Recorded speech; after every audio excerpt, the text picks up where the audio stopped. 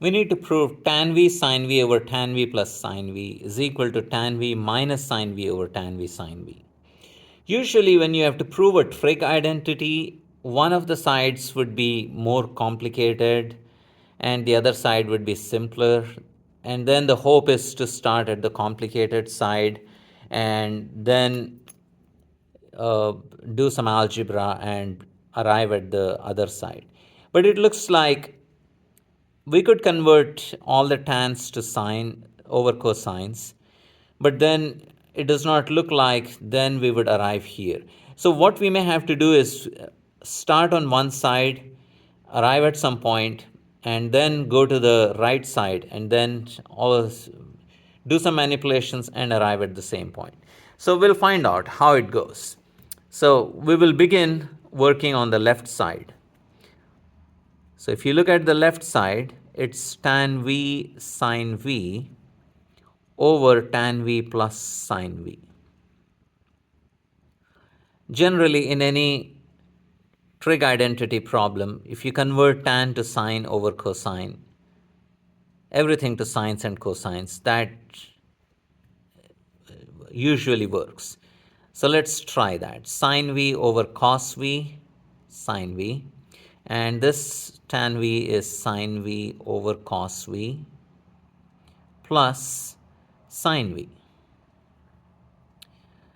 All right, now we will have a complex fraction where the numerator is sine v times sine v. So that's going to be sine square v divided by cos v.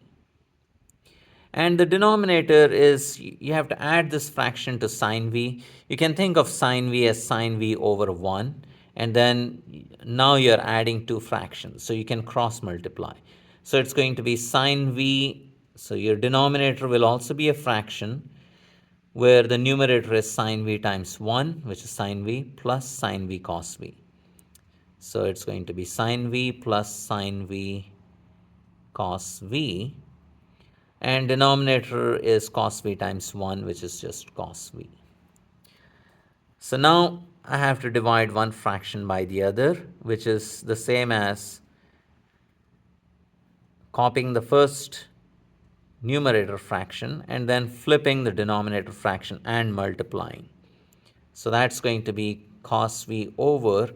Now notice sine v plus sine v cos v. I can factor out a sine v and then I would have 1 plus cos v. So now it's time to do some cancellations. I have a copy of sine v here and I have two copies of sine v up here. So I can get rid of one of them. So I'll remove the two up there to indicate that now I have only one sine v. And then I can also get rid of the cosine v's. Perfect. So with this, what I have is sine v over 1 plus cos v. Now the hope is, now from here I'll have hard time trying to arrive here. So what I will do is I started at the left side. It's simplified down to this. Now from here, if I could go to the right, that would be great. If not, I will start at the right and try to arrive here.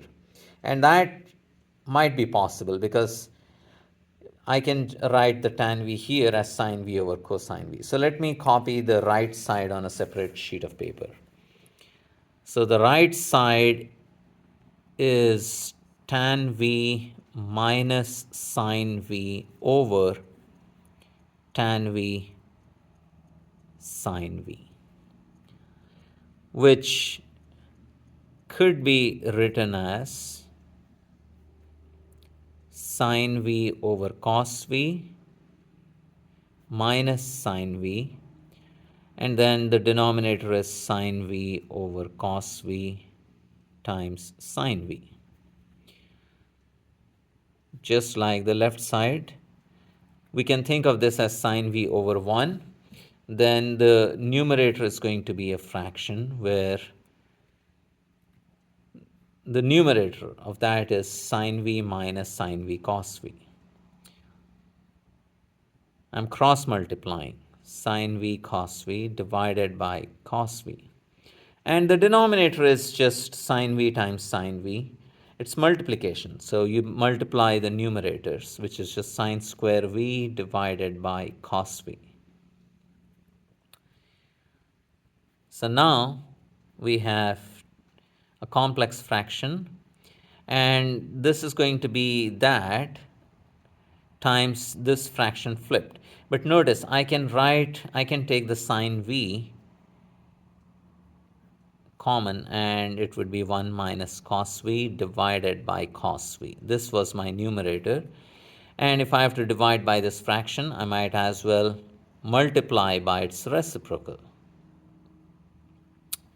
And now we can cancel the cos v's.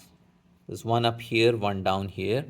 And there's a sine v, and there are two copies of sine v. I can get rid of one of the sine v's, and I have this. So this is 1 minus cos v divided by sine v. Now, is that what we obtained from the left side? Now, the left side looked a little bit different.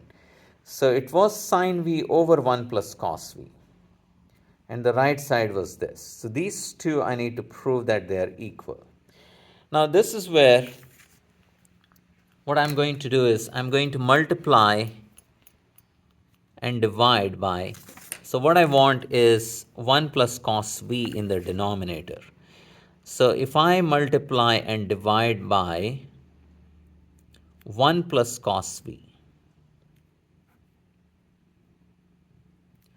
then the numerator is the difference of squares. It looks like a minus b, a plus b. So I can write this as 1 minus cos square v over sine v times 1 plus cos v. Now notice, 1 minus cos square v is simply sine square v over sine v times 1 plus cos v. Now we can get rid of one of the signs in the numerator and the sign in the denominator.